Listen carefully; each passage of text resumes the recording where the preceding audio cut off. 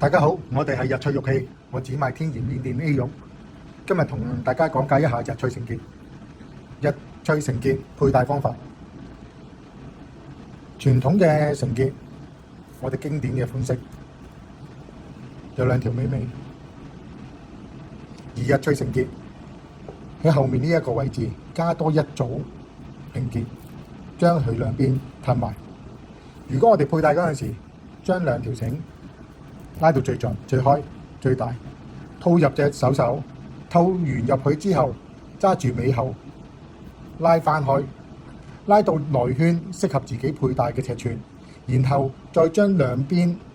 呢兩組成結散翻開兩邊嘅盡頭，咁就呢尾兩個位置就唔會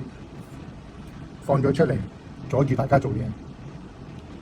希望呢個視頻幫到大家。好，今日嘅視頻去到呢度，多謝大家收看，我哋係日翠玉器。